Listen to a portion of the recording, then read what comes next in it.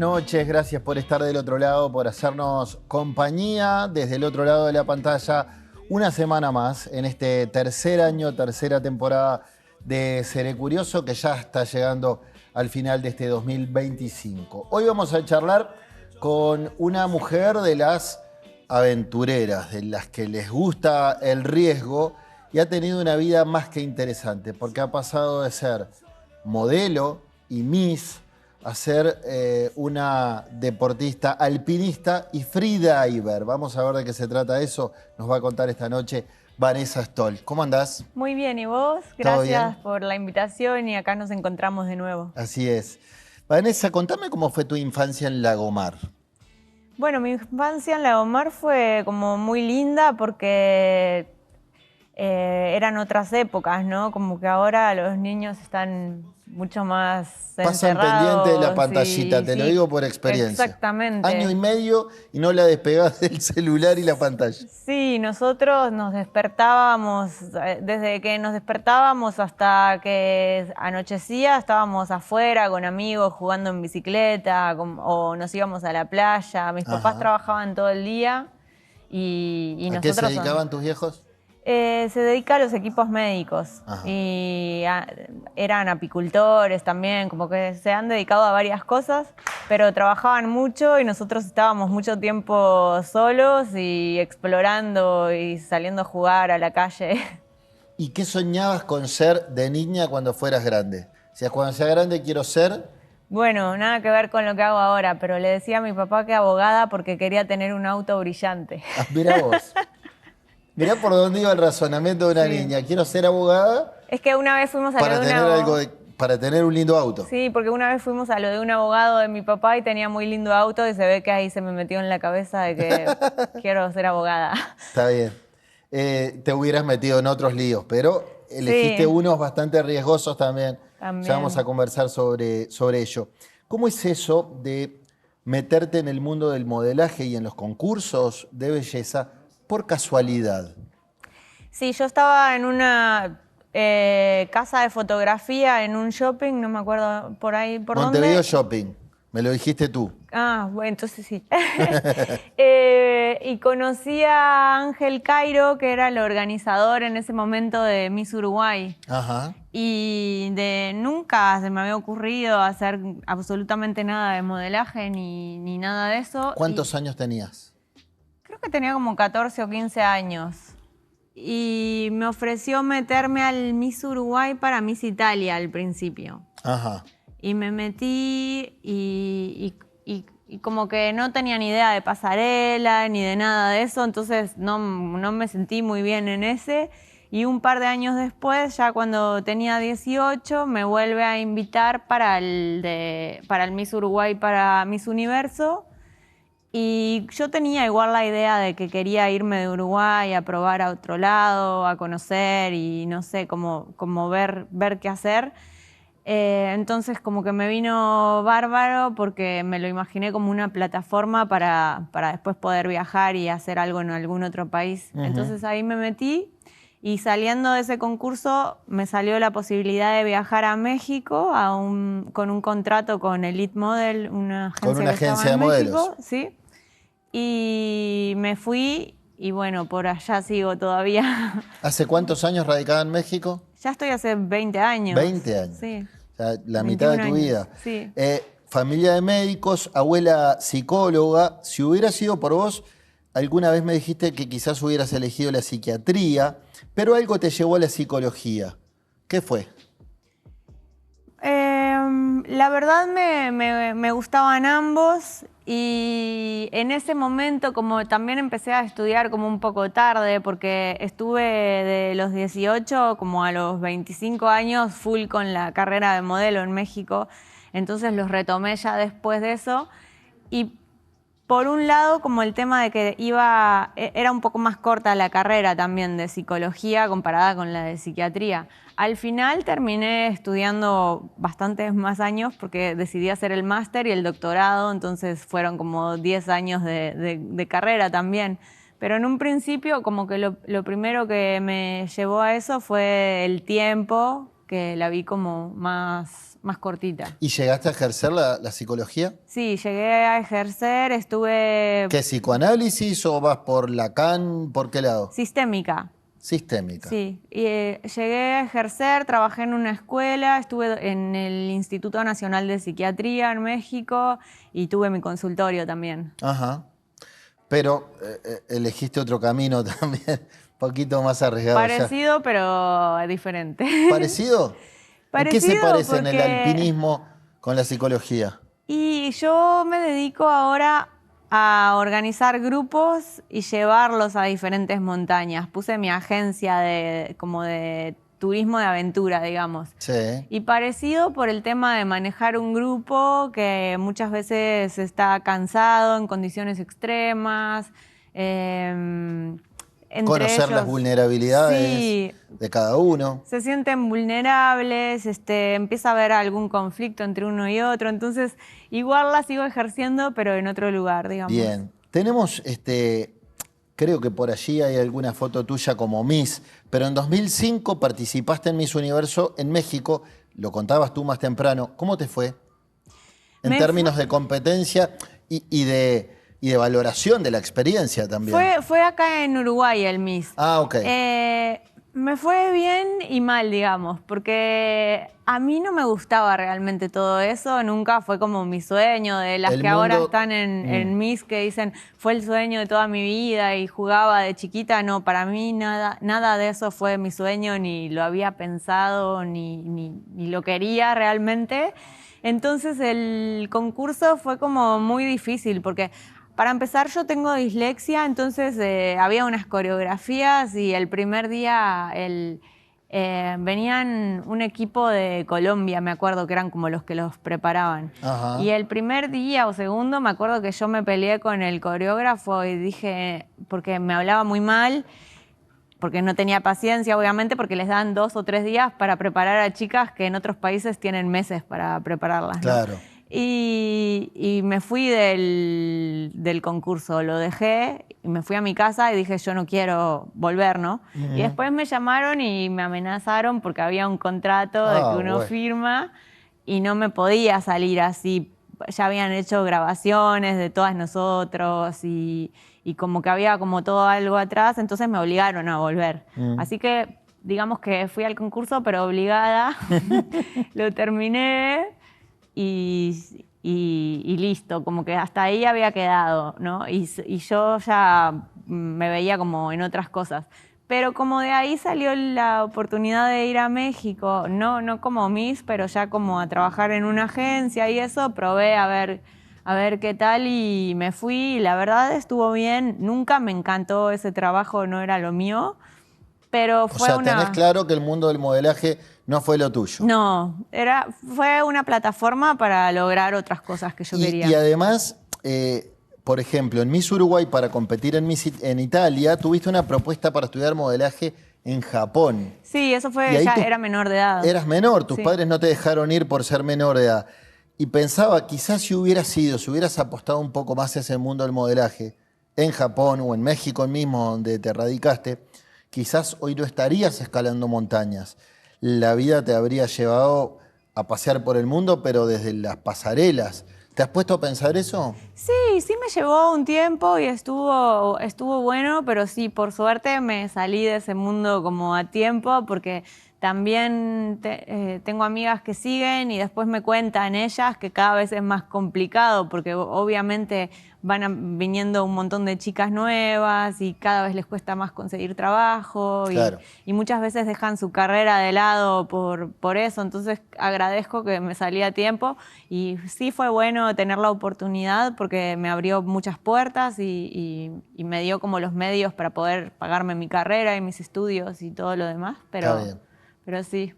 Vamos a una pequeña pausa, tras la misma seguimos conociendo la vida de Vanessa Stoll, una uruguaya exitosa en México. Ya venimos.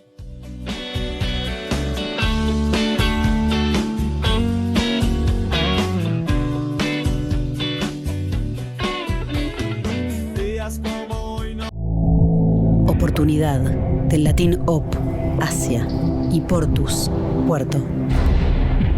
Hacia el puerto van las oportunidades y desde ahí llegan a todos. Oportunidades de 20 pies, de 40, con productos que empresas van a repartir, comercios a vender y más de 3 millones de personas a disfrutar. Otras que viajan el mundo en botellas de tanat, cortes de res o granos de arroz. También en cada carga que llega y sigue hacia otros países van oportunidades para el nuestro. Oportunidad es estar frente a algo bueno. Hoy tenemos la oportunidad de convertirnos en una gran puerta de entrada y salida del continente y pasar de ser un puerto modelo a ser un puerto hub regional. Estamos trabajando para ampliar la terminal Cuenca del Plata y sumando infraestructura para estar a la altura de los principales puertos del mundo, para recibir barcos de cualquier tamaño y bandera y así seguir generando oportunidades que queden acá. Terminal Cuenca del Plata.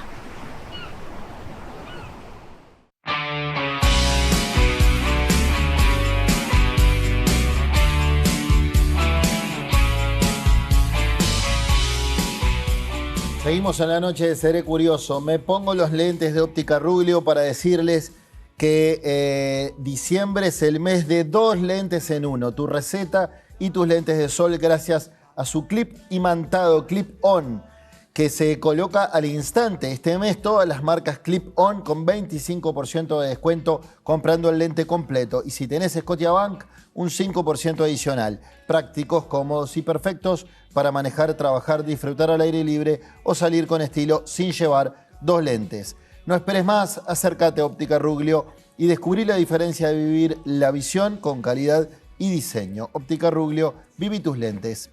Seguimos charlando con Vanessa Stoll en la noche de Seré Curioso. Tras un certamen de belleza en México, tú lo contabas, con un contrato en una agencia de modelos, decidiste radicarte allí. Pasaste de vivir en Lagomar, un balneario chiquito de Ciudad de la Costa, a Ciudad de México, una metrópolis con 23 millones de habitantes. ¿Fue muy abrupto ese cambio? Sí, la verdad sí. Cuando llegué parecía que estaba en otro planeta. Caótico, como aparte ahora acá en Uruguay hoy en día sí hay tránsito, pero en esa época me acuerdo que todo era tranquilo, claro, y más en Lagomar. Y sobre todo en un balneario, claro. Sí. Y llegar de repente ahí, de que para llegar de un lado a otro tenías que estar 2 horas en un auto y cosas así, sí fue muy choqueante. ¿Y cómo se dio el pasaje del mundo de los concursos de belleza al montañismo? ¿Hubo un episodio puntual? Hubo un episodio puntual. Bueno, primero dejé el modelaje por la psicología. Ya estaba en psicología. Está bien. Pero hubo un episodio puntual en una salida que yo hago al Nevado de Toluca, que es una montaña en México de 4.600 metros, que ahí sí llegué por casualidad, igual como llegué al modelaje, digamos, porque llegué un poco engañada, porque vi una publicidad en redes sociales de la montaña y la nieve y un lago, y yo pensé que ibas y llegabas en auto hasta la laguna y solo te sacabas fotos con la nieve, claro, o algo así. Entonces fui. Algo turístico, sí. Voy, saco unas fotos, me vuelvo, qué lindo momento. Y cuando llegué, sí había que subir, que igual lo pueden hacer. 4.600 metros. Sí, lo puede hacer principiantes y gente que nunca fue a una montaña, pero sí tiene su dificultad. Su dificultad porque son unas 7 horas de caminata, ¿no? Entonces, ese fue mi primer ascenso, me costó un montón, obviamente, subir, la altura y todo. Pero esa misma noche yo veo una película bastante dramática, la de Everest, que se mueren todos. Y como que desde ese día se me metió lo de la curiosidad de Everest y cómo llegar hasta ahí. De hecho, tú me contaste alguna vez en otra entrevista, también para Seré Curioso, pero de Montevideo Portal, que terminaste de ver la peli y le dijiste, no sé si amigos, yo voy a subir al Everest. Sí, me dijeron que estaba loca. Y te dijeron, para un poquito, solo subiste el Nevado de Toluca. ¿Qué te crees, ¿no? Montañista? Claro. Sí, se rieron de mí, la verdad. Y sin embargo, mira vos. Pensaron que se me iba a pasar y que lo dije por decir y que obviamente no iba a ir, pero sí como que se volvió serio. Y te lo tomaste como un desafío personal, ya casi lo del Everest.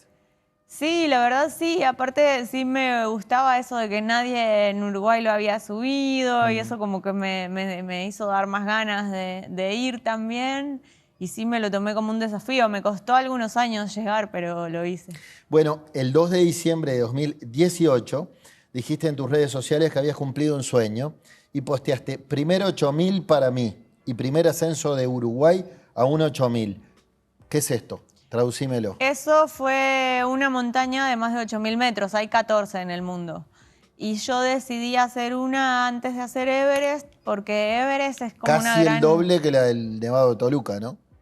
No llega al doble, pero casi. Sí, y mucho más difícil en el sentido de que el Nevado de Toluca lo subís en un día. Esta es el doble, pero no lo podés subir en dos. Necesitas un mes de expedición. Mirá vos. Porque el cuerpo se necesita aclimatar de una forma diferente, porque si alguien llega y lo intenta subir, se muere. Entonces sí, esa era una montaña mucho más retadora. Aparte, la montaña a la que fui, vi estadísticas de que 1 de cada 6 personas fallecía, porque tiene muchas avalanchas. Así que ya era una cosa más seria, pero yo quería probar mi cuerpo a más de 8.000 metros antes de ir a Everest en otra montaña para ver cómo estaba en el tema de la altitud. Ujú.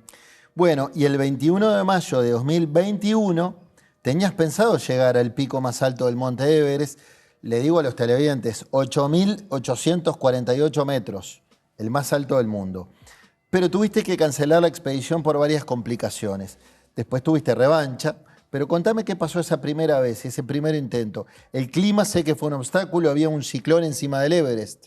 Había un ciclón. Nosotros estábamos enfermos de COVID para empezar y todavía no había Claro. vacunas ni nada, entonces estábamos como, además de enfermos, también con todo el miedo de cómo reacciona alguien enfermo de COVID a 8.848 metros, porque mi médico me dijo que me bajara, por ejemplo. Y tiene sentido. Sí. ¿Qué es lo que te dijo el médico? Pero nosotros no decidimos continuar, ya estábamos ahí y decidimos intentarlo de todas maneras. Subimos a 8.000 metros y nos agarró un ciclón. Y la idea era bajar un poquito al campamento 2, estábamos en el 4, bajar y esperar unos días a que el clima mejore y volver a intentarlo. Pero ahí la gente que nos ayudaba, todos los locales, se empezaron a sentir mal y trajeron pruebas de COVID para todos y teníamos una mesa llena de pruebas positivas, o sea, todo el mundo estaba enfermo de COVID. Y ahí decidieron cancelar ya todas las expediciones porque había demasiada gente enferma y ya era muy arriesgado. Así que se canceló, obviamente perdimos todo el dinero, el tiempo de entrenar, el tiempo ahí, porque ya llevábamos 2 meses en la montaña también. Perdimos todo y yo pensé que no iba a volver nunca más, que no iba a tener la posibilidad. Me fui de ahí diciendo que ya se había acabado como mi... Pero al poco tiempo estabas craneando la Sí, revancha. 3 meses después ya estaba planeando la revancha y buscando otra vez el dinero y viendo qué vendía. Dinero que, bueno, ya vamos a hablar de eso, pero no es una aventura barata o accesible. En 2021, cuando te faltó ese último tramo, pero tras haber escalado 8.000 metros, yo te pregunté si había un antes y un después, si creías que lo iba a haber una vez que pudieras llegar a la cumbre más alta del Everest. Y me contestaste, no creo que sea un antes y un después, voy a buscar algún otro reto. Frase que de hecho yo utilicé para titular a esa entrevista. ¿Qué retos buscaste después que sí lo lograste? Uy, bueno, un montón, pero... Es como que no te quedas quieta. Sí, un montón. Ahora estoy en el de las 7 cumbres, que es la montaña más alta de cada continente. Ya llevo 5 de ellas. La última que hice fue hace 1 mes y medio y ha sido una de las más complicadas en el tema de logística porque está en Papúa Nueva Guinea. Ajá. Y estuvo cerrada por 5 años porque hay grupos de rebeldes que están luchando por esa zona, entonces es muy peligroso estar ahí porque de repente hay secuestros a extranjeros y aparte para llegar al campamento base hay que atravesar un lugar donde hay tribus que aún el día de hoy son caníbales, entonces por tierra está el tema de las tribus, que es peligroso. Y por aire, porque hay helicópteros, está el tema de los rebeldes, que el año pasado tiraron a balazos a un helicóptero. Y entonces es como muy complicado llegar ahí, hay que ir con gente armada. Así que fue como de las más desafiantes, digamos, de las 7 cumbres. Y aparte estoy con los retos de apnea también, de ir cada vez más profundo. Bueno, contame eso porque justo te iba a plantear que evidentemente te gusta desafiar tus límites, porque tenés también varios récords nacionales femeninos y grandes resultados a nivel internacional en eso que me estabas comentando recién fuera de cámaras, el buceo sin oxígeno, más conocido como freediving. ¿Cómo empezó esta aventura? Y esto empezó porque la verdad yo le tenía miedo al agua y... Es como decir, le tengo miedo a la altura, voy a escalar el Everest. Bueno, no pensaba que iba a bajar tan profundo. Me metí a un curso porque pensaba tomarlo como una forma de afrontar los miedos, digamos. Y pensaba hacer el curso y bajar 5 o 10 metros y quedarme ahí con eso, tranquila, ¿no? Pero me meto al curso y unas semanas después había una competencia y nos damos cuenta de que el récord de Uruguay estaba bien bajito. En ese momento estaba en 15 metros. Entonces me convencieron de quedarme y de entrenar porque me dijeron, mira, podrías tener el récord de altitud y el de profundidad para tu país. Y bueno, me convencieron. ¿Y en qué consiste? ¿Qué tenés que hacer? Tenés que bajar, ponen una cuerda a la profundidad que vos decís que querés ir. Entonces hay un plato abajo de la cuerda, al final, con varios tags como etiquetitas. Tenés que bajar, agarrar una de esas como prueba de que llegaste, aunque ahora igual están las computadoras de buceo, pero todavía te piden eso también. Obviamente sin respirar, aguantando la respiración, y subir. Tenés 15 segundos para hacer un protocolo, que tenés que sacar lo que tengas en la cara, si tenés el clip de la nariz o lentes o algo, hacer una señal y decir que estás bien, y ahí te validan tu buceo y te dan una tarjeta blanca o amarilla si lo hiciste mal y eso, y cada vez la idea es bajar más profundo. El que más metros baja, más gana. Y bueno, hay también en piscina que ahora... Aguantando la respiración. Sí, aguantando la respiración todo. ¿Y hasta cuántos metros llegaste a bajar? Ya he bajado 64. ¿Y en qué lugar geográfico lo has hecho? Lo practico mucho en México porque ahí hay cenotes y es agua dulce y no hay olas y está muy bueno para entrenar. ¿Pero la vez de los récords? Ya he ido a Vertical Blue, que es la competencia más importante que hacen, que es en las Bahamas. En Roatán, Honduras, fui a un mundial ya también. Este año estuve en Dominica también compitiendo. Y bueno, acá en Uruguay he competido en piscina. Y así, ahora voy viajando con la montaña o con la apnea. Bien, bien. Nos vamos a una pausa. Tras la misma seguimos revisando, conociendo la azarosa y desafiante vida de Vanessa Stoll. Ya venimos.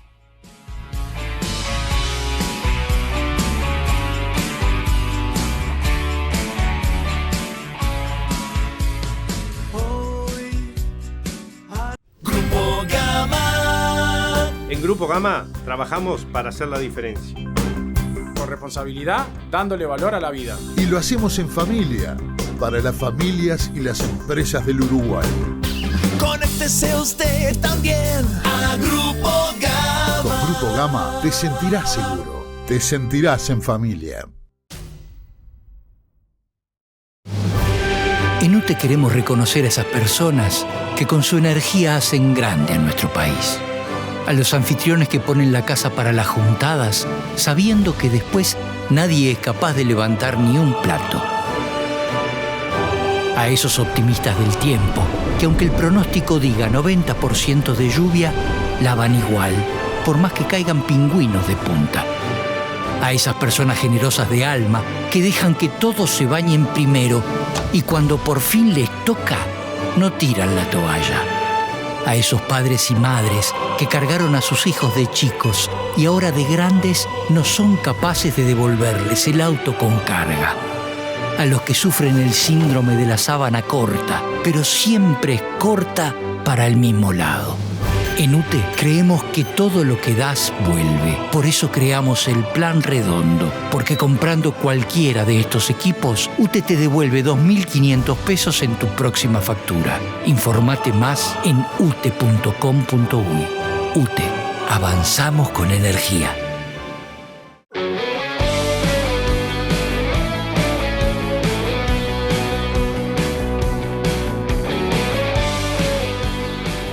Seguimos en la noche de Seré Curioso, la última de este año. Estamos charlando con Vanessa Stoll. Quiero preguntarte cómo es la preparación para subir al Everest. Vos decías en nota con El País que hay que aclimatarse por la falta de oxígeno. ¿En qué consiste esa adaptación? Bueno, para empezar hay que llegar al campamento base, entonces tenés que tomar un avión a Lukla, que es el aeropuerto más peligroso del mundo. Ajá. Y de ahí empieza todo un recorrido a la base, por los pueblitos. Ese recorrido te toma como unos 7, 8 días. Vas parando en cada pueblito y aclimatando, porque empezás de 2.000 metros y el campo base está en 5.300 metros. Así que ahí uno va aclimatándose un poco. Después de llegar al campamento base, eso es como una pequeña ciudad, hay todo, están las carpas, ducha, baño, hay hasta pastelería en el campo base, es como una pequeña mini ciudad porque hay como 1.000 personas viviendo ahí 2 meses. Y ahí empieza como el proceso de aclimatación en serio y se trata de estar subiendo a dormir arriba y bajando un montón de veces. Por ejemplo, subís al campamento 1, hay 4 campamentos antes de la cumbre. Subís al campamento 1 y estás ahí una noche y bajás. Después subís al 1, te movés al 2 y bajás. Y así vas como progresivamente subiendo y bajando. ¿Es gradual? Sí, gradual. Y además de eso hay días de descanso, obviamente, en campamento base, días de esperar buen clima y días de entrenamiento, porque hay un montón de escaleras, como las de las películas, no sé si viste unas escaleras de metal que ponen. Entonces hay un montón de días de entrenamiento, de cruzar escaleras y de escalada en hielo, o nos vamos a otras montañas cerca para practicar un poco, pero casi no estás quieto, estás subiendo y bajando constantemente hasta que ven una ventana de buen clima que es buena, que normalmente es como a mitad de mayo. Y ahí todos vamos a la cumbre. Bien. ¿Y cuál es el equipamiento? ¿Qué cosas tienen que llevar sí o sí? ¿Qué es más prescindible? Y yo llevaba, la verdad, 2 bolsos grandes llenos de cosas porque al campamento base, digamos, no tenés como límite de peso para llevar, ¿no? Entonces llevas muchas cosas. Pero ya en la montaña cargas tu sobre de dormir, -40, un traje que parece también un sobre de dormir, un traje de plumas que te pones arriba y bueno, los crampones que son los picos esos que van en las botas, unas botas como hasta la rodilla para esa temperatura. Cuando decís -40, ¿es -40 grados? -40 grados, sí. Porque hay noches de -40 grados. Sí, arriba sí.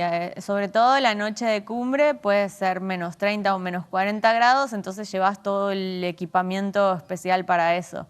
Y tu comida. Cuando vos no podés con todo, que tenés un Sherpa que te lleva, te carga cosas. Tenés, normalmente como hay mucha gente subiendo como en las mismas compañías, no tenés que cargar tu carpa porque las dejan arriba, como en cada campamento ya las dejan armadas, entonces si hablas con gente que subió antes o algo así, eso te lo ahorras y subís tu ropa básicamente y tu comida, que la comida es esa comida en sobres que nada más le pones agua caliente y no pesan mucho. Ajá. Calculás la necesaria 2 por día de esos y listo. Bien. Y supongo que, lo decíamos más temprano, escalar el Everest no debe ser una expedición muy barata. ¿Cuánto cuesta la expedición? ¿Tuviste que ahorrar, hacer cosas extras para poder costearte ese berretín, digamos? Sí, hoy en día, ahora con un aumento de permisos y eso, porque lo más caro es el permiso para escalarlos. Con el aumento de permisos y eso está en $60.000 más o menos. $60.000. Sí. ¿Y solo el permiso cuánto cuesta? Solo el permiso cuesta 20. ¿Y los otros 40 en qué se van? Y los otros 40 en Equipamiento. equipo,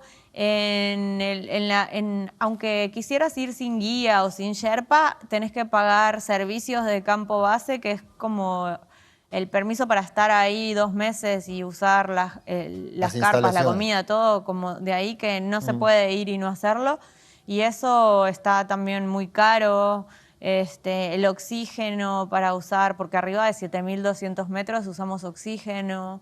Los vuelos también internos, como van sumando gastitos y sí son como 60.000. ¿Y contaste con ayuda de sponsors, ya sea capitales privados, empresas privadas o del Estado, ya sea México o Uruguay? No, hubo un poco, en el primer ascenso la verdad no, en el segundo tuve más ayuda, pero más que de empresas, un poco como de amigos y gente cercana. Pero sí, yo puse como la mayor parte del dinero. El 7 de noviembre del año pasado hiciste una publicación en Instagram, que la podemos ver, señor director. Pusiste Mujeres en el montañismo. Cuando estaba intentando conseguir patrocinios para mi intento al Everest en 2021, se me ocurrió hacer una lista de todas las marcas que más uso y escribirles una propuesta. Un conocido llevaba varias marcas de lujo e intenté tocar la puerta con Chanel. Para mi sorpresa, me contestaron, la mujer Chanel no sube montañas. ¿Qué creen ustedes de esto? En mi carrera me he topado con muchas situaciones o respuestas como esta, algunas definitivamente peores. Ojalá pronto se deje de pensar así. La mujer Chanel puede hacer lo que se le dé la gana. ¿Qué lectura hiciste de esta respuesta? ¿Te ofendió? ¿Te afectó? ¿Qué lectura hiciste? No, o sea, lo que ellos me transmitieron es que su perfil de mujer Chanel era una mujer más clásica, que no era tan aventurera, que se dedicaba como a quedarse en casa y verse bonita y algo así, capaz que hacer yoga o Quédate pilates. quietita. Máximo, es que así me dijeron, como máximo hacer pilates. Entonces, ¿Y vos qué pensabas? La mujer me que usa pareció Chanel que no, perfectamente que puede puede hacer subir lo que le da la montaña. gana. Sí, o sea, yo he conocido mujeres en la montaña de todo tipo, neurocirujanas, unas que solo se dedican a eso y son atletas de tiempo completo, madres, o sea, creo que muchos perfiles de mujeres. En 2021 escalé con la princesa de Qatar, por ejemplo, así que sí, creo que la mujer Chanel podría hacer lo que le da la Está gana. bien. También organizás grupos de montañismo, de trekking, para gente que quiere vivir la experiencia y eso se ha convertido en una fuente de ingresos genuina para ti. ¿Cómo surgió esta beta de laburo? ¿La viste frente a tus ojos y dijiste tengo que hacerlo? ¿Alguien te lo propuso? Cuando estaba buscando el dinero para Everest, se me ocurrió hacer un viaje al campamento base, aprovechando que ya conocía el lugar, la logística y todo. Y se me ocurrió hacer un viaje para juntar fondos y aprovechar que yo iba para llevar a un grupo también. Ajá. Y de ahí surgieron porque hubo mejor respuesta de lo que esperaba y mis grupos como que empezaron a ser de más personas también de lo que me imaginaba. Y la verdad me gustó mucho. Aparte, por ejemplo, el viaje al campo base, la gente cree que es para montañistas experimentados, pero cualquier persona que haga ejercicio lo puede hacer. De hecho, ya he llevado a varios uruguayos y me gustó mucho el tema de introducir a la gente al mundo de la montaña y a conocer Ser como estos una lugares. guía en ese tipo de turismo, ¿no? Sí, exactamente. Bien. Bueno, hablemos del día clave, un día clave en tu vida. Estoy hablando del 14 de mayo de 2022. Ese día, por fin, la uruguayita de Lagomar escaló los 8.848 metros de la celebrada montaña que está entre Nepal y China. ¿Qué significó para vos? Ahora que han pasado unos años. Y fue durísimo. La verdad fue más difícil de lo que me imaginaba, porque el año anterior yo había llegado aparentemente cerca y lo veía ahí y pensaba que era un ratito más, pero ese ratito más sí fue durísimo. Y muchos sentimientos encontrados, porque también como que el llegar a cumbre yo me lo había romantizado Claro. un poco también, de que iba a ser hermoso y me iba a sentar y iba a ver cómo se ve el mundo desde el punto más alto y eso, y sí fue como un poco agridulce porque yo llegué como como preocupada de cómo iba a bajar y cómo iba a bajar todo eso, que tenía que tener la misma energía, preocupados por el clima, que se venía una tormenta, como por muchas cosas, así que fue un poco agridulce. ¿Sentís que no lo disfrutaste lo suficiente estando allá arriba? No, ni siquiera me dio para, o sea, como que no estaba pensando con claridad, ni siquiera me saqué la máscara, no grabé como hubiera grabado hoy si vuelvo, no sé, como que llegué, saqué la foto con la bandera y con un par de cosas saqué fotos y me fui rápido, como no lo disfruté realmente. 6 años esperando ese momento, 45 días de expedición. Y alguna vez me contaste que llegaste a la cumbre, miraste a tus costados, te sacaste esas fotos de rigor con las banderas de Uruguay y México y empezaste a preocuparte por la bajada, lo que me estabas contando. Hace 3 años me dijiste, la cumbre no se disfruta allá arriba, sino cuando volvés a tu casa sano y salvo. Y es muy curioso esto porque tanto esfuerzo personal, físico, económico, ni que hablar, tanto riesgo asumido, para que no puedas disfrutarlo estando allá arriba, con todo el esfuerzo que te demandó. Sí, la verdad que sí, pero bueno, bajando obviamente uno ya después de que estás a salvo, digamos, y en tu casa o en el campamento base mismo, pero abajo, creo que ahí es el momento de que caes en cuenta en lo que acabas de hacer y lo disfrutás. Y lo que yo más disfruto es como todos los aprendizajes que me dio esa montaña. No subir el Everest, porque al final es un montón de rocas nada más, pero lo que significó eso para mí en mi día a día y en mi forma de ver ahora las cosas, que ahora siento que nada es imposible. Y, por ejemplo, también el hecho de hacer apnea, meterme a hacer apnea sin saber nadar, como que esas cosas te dan otra perspectiva y te hacen ver todo más alcanzable y como que ya no hay no en tu vida, ¿no? Bien. Como...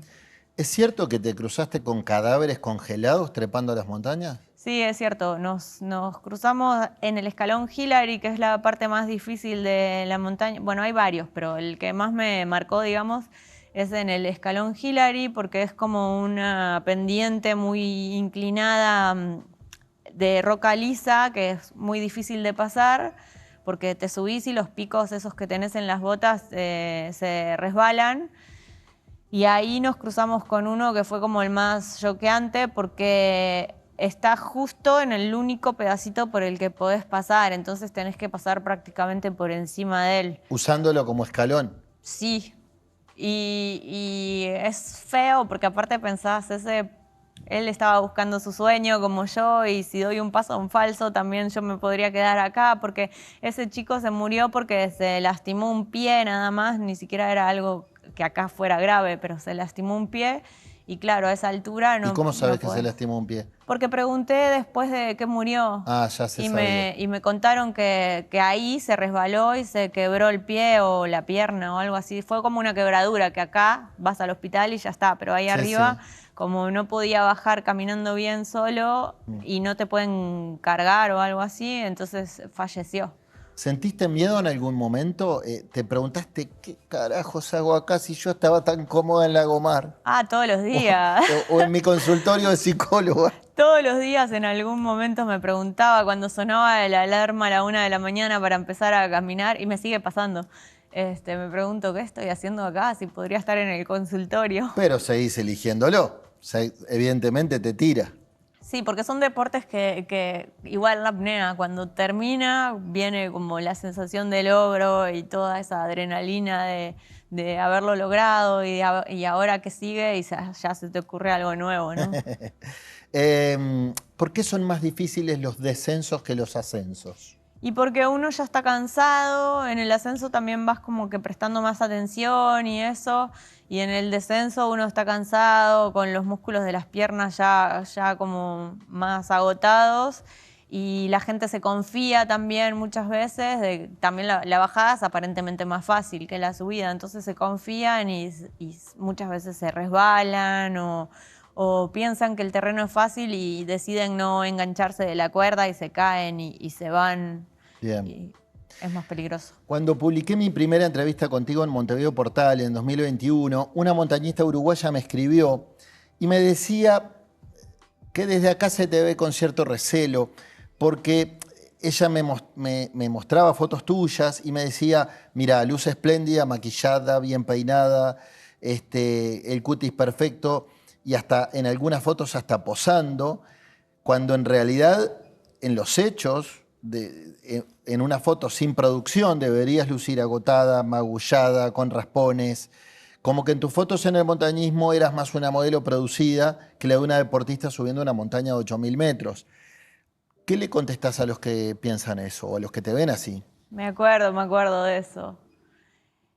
Yo creo que hay mucha envidia, ¿no? Aparte, las redes sociales uno al final muestra lo que quiere mostrar. Entonces, obviamente... Todos operamos igual. Sí, obviamente. No solo ves gente, influencers en la calle y eso, y de repente no los reconoces porque no están iguales que en sus redes sociales. Porque obviamente uno saca 500 fotos y elige una para postear. Y elige normalmente la que se ve mejor, y más si está buscando sponsors y trabaja con marcas y eso.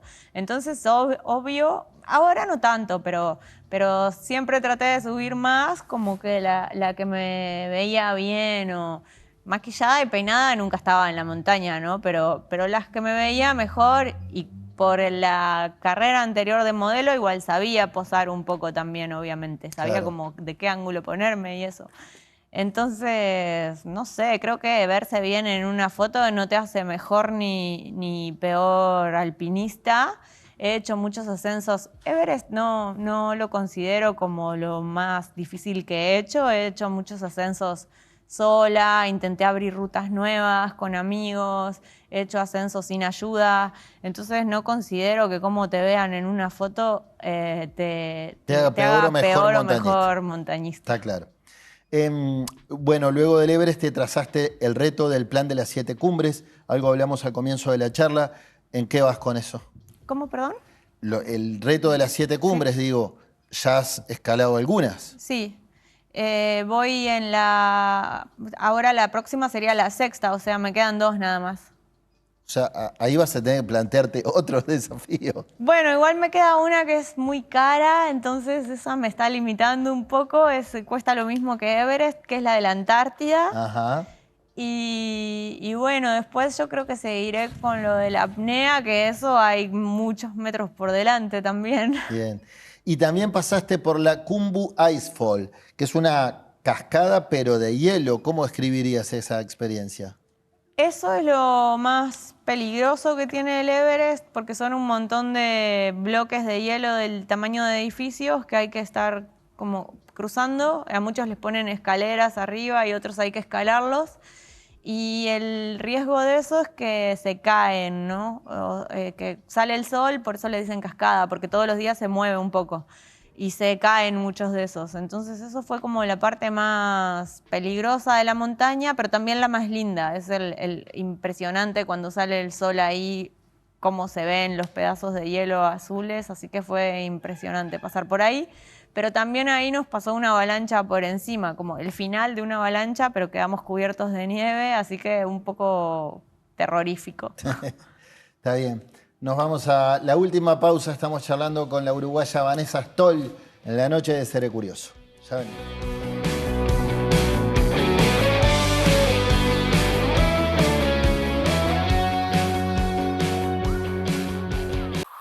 Elija bien. Más opciones, mejores decisiones. Somos una empresa que tiene como objetivo brindar a nuestros clientes profesionales y particulares un servicio completo en sus proyectos de obra. Ofrecemos asesoramiento técnico, personal idóneo y materiales de primera calidad. Arte Aluminio, la empresa líder en aberturas en Uruguay.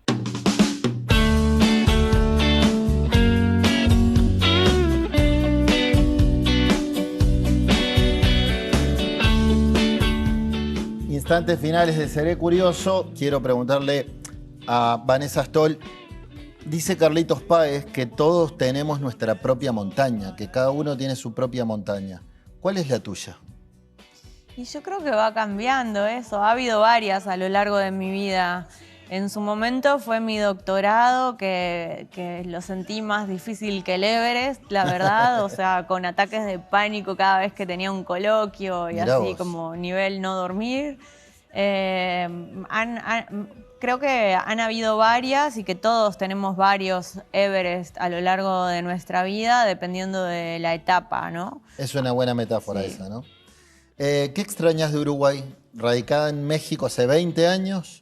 Cuando venís, ¿qué es lo primero que haces? ¿A quién abrazás primero? Y de Uruguay obviamente se extraña a la familia, que por eso trato de volver todos los años a ver a mis hermanos, a mi papá, casi toda mi familia está acá. Ajá. Y amigos también, obviamente. Y bueno, la comida, un asado, la rambla. Está bien. ¿Mateás allá en México? Sí, ¿Sí? sí. ¿Tenés dónde conseguir yerba, todo? Sí, ahora hay todo también. Está bien, está bien. Bueno, te vas a llevar los lentes, gentileza de los amigos de Óptica Rubio, es un voucher Muchísimas de compra de gracias. 4.000 pesos. Qué Vas bueno, por cualquiera de las muchísimas sucursales y te llevas lo que quieras. Y la pregunta del estribo, ya sabes cuál es de rigor. ¿Sos una mujer feliz? Sí, claro. ¿Sí? Sí. Gracias, Vanessa.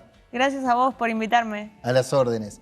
Señores, gracias a ustedes por estar otro año más junto a nosotros en esta tercera temporada de Ser Curioso, que está llegando a su fin. Ha sido un placer hacer el programa para ustedes desde la productora Trimax Media, en nombre de quien habla. Vamos a poner unos puntitos suspensivos acá y ojalá la vida nos vuelva a reencontrar. Gracias por estar del otro lado, por la fidelidad, por el aguante y por elegirnos semana a semana. También gracias a la pantalla de BTV. Nos vemos el año próximo. Chau, chau.